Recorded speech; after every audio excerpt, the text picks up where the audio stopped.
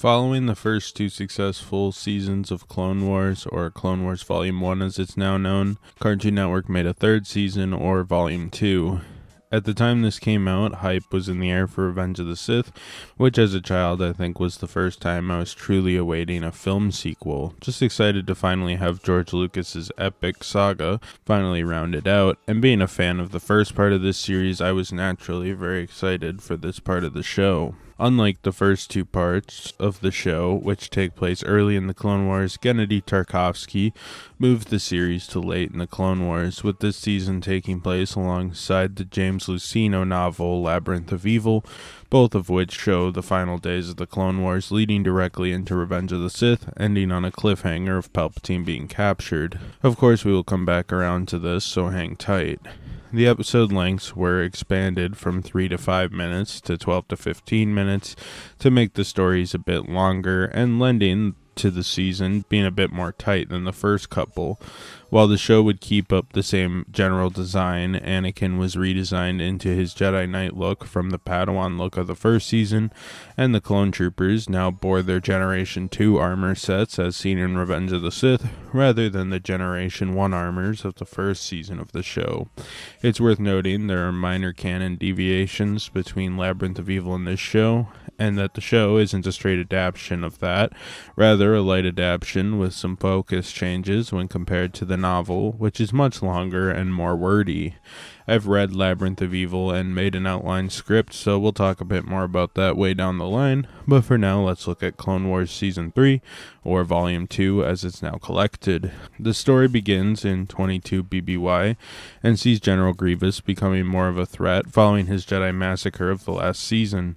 Anakin is finally knighted, officially changing from a Jedi Padawan to a proper Jedi Knight for his actions in the previous season. From here it jumps ahead to the climax of the Clone Wars in 19 BBY, with Anakin and Obi-Wan in the midst of taking a separatist base, an operation that is set to take months, when Anakin makes a plan to break in early. This first part of the show showing sort of the monotony of the Clone Wars. Regardless, Anakin and Obi-Wan take the base, as General Grievous talks to Sidious about their upcoming plans. The Council sends Anakin and Obi-Wan to Nelvan, where Anakin slays a Horax, angering the tribal citizens, and the citizens are apparently disappearing, and soon the duo find out they're being mutated into monsters by a strange separatist experiment,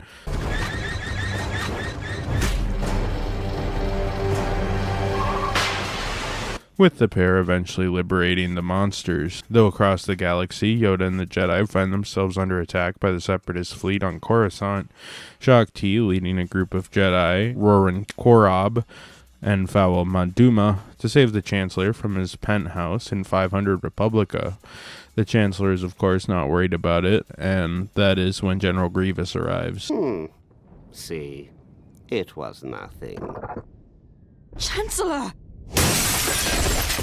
The Jedi attempt to keep the Chancellor safe, all while fighting the Jedi Hunter. Eventually, Roran Korob and Fawal Maduma are killed, and Shaak Ti is defeated.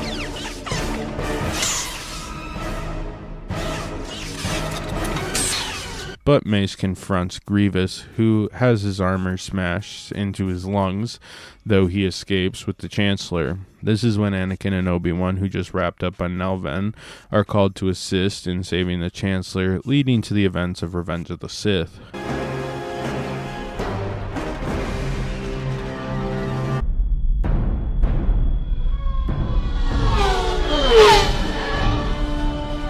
Anakin starts the show completing his path to become a Jedi Knight, now appear to his Jedi Master Obi-Wan due to his distinguished actions during the Clone Wars. Anakin, like always, is a bit brash and led by anger.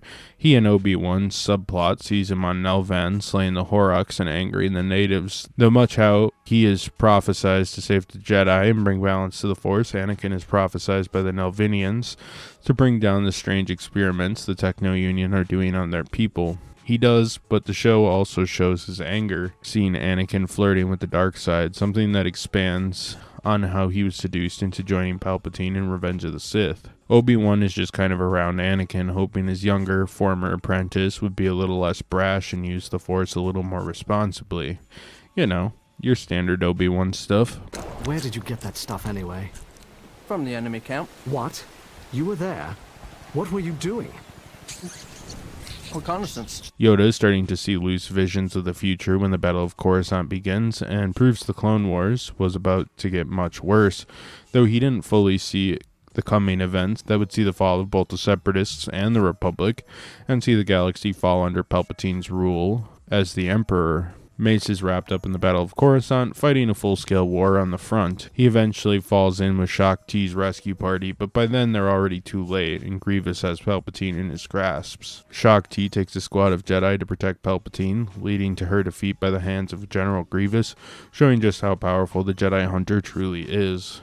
General Grievous, the Separatists' biggest Jedi-killing weapon beyond the Sith themselves, is collecting sabers as you may expect from him, but also is on a journey to kidnap Palpatine and sow unrest into the galaxy, heading the invasion of Coruscant and the bold abduction of Chancellor Palpatine. Palpatine is the cause of everything, as we know, but no one else is really aware of this.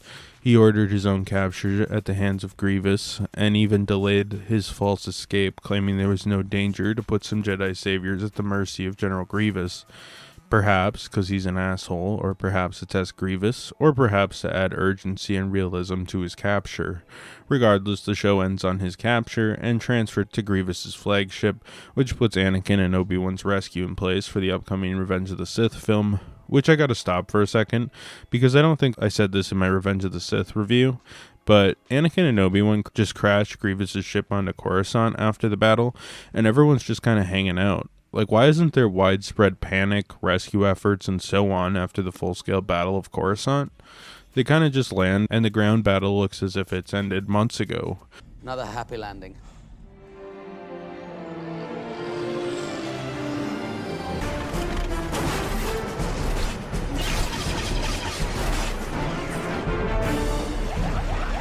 Kind of confusing given all the urban warfare we see in this show. Not really a problem for either the show or the film, probably just the pains of producing dozens of Star Wars projects at once, as is standard when dropping a film in the series, but regardless, it still is a bit odd. Tonally, this season is pretty dreadful, and I don't mean I think the show is dreadful, but it's setting up sort of impending doom. Anakin sees the evil of the Techno-Union and attacks without much mercy in liberating the Nelvinian natives. Meanwhile, Yoda is gutted by the attack on Coruscant, as Shaak Ti and her party are mercilessly pursued by General Grievous, who's almost set up like a horror movie villain the way he just pops up and kills without mercy. The show ends on a hopeful, adventurous note as Anakin and Obi-Wan take off, which is actually kind of an amazing play, since you can almost jump right into the fun ship battle opening of Revenge of the Sith without missing a beat. I talked about the music in the first part of this show, which I did a few weeks ago, but I'll reiterate that it was nice and they were able to license some of John Williams' tracks for the work. I think that further added the sense of cohesion, and while The Clone Wars feels largely like its own thing with its own style, this version is meant to cohesively click with the film as an adaptation of the lost years between episodes 2 and 3, which of course is very much no longer lost, since between this show and Clone Wars, we have 9 seasons adapting exactly what happened on top of dozens of novels and junior novels and comics, etc. Again, the animation is fluid and good. I think Anakin's a bit weird looking if I'm being honest, but meh, whatever. The action's amazing, I already mentioned this, but I think what I appreciate most watching this as a kid and still as an adult is how the end of the season and the Battle of Coruscant clicks like a puzzle piece into the film proper. I think it's really incredible and makes this show feel more like a couple of missing films, with the first 2 seasons feeling like an Attack of the Clones epilogue and this season feeling like a prelude to Revenge of the Sith. So there's kind of a continuity issue, so I'll explain my headcanon for it for you guys. In the novel, Labyrinth of Evil, we get more of an expansion on the late Clone Wars time. Basically, Anakin finds a special throne that Nute Gunray uses to talk to Dooku and Sidious. This eventually leads the Sith Lord to tricking the duo into going to Naos 3 with a plan that Dooku would distract the pair, kill Obi-Wan, and move Anakin to the dark side.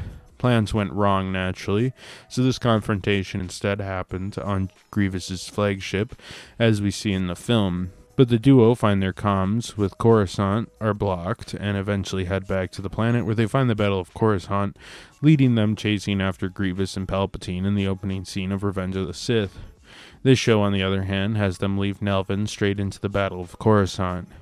My headcanon is that Anakin and Obi-Wan went and found Gunray's chair after Nelvan, since that story concisely puts them at the Battle of Coruscant. Granted, it is sort of implied that they left Nelvan straight to Coruscant, but if you want to make it work more concisely, that's the best way I can think to kind of put the story back together. Overall, I like this show, and I think this season was a slight step up from the last, primarily since it does more to pace the show in with the films. The animation is still great, and it does well to stand on its own, but it also works well as the days leading up to the Battle of Coruscant, despite some continuity confusion with the Nelvan stuff.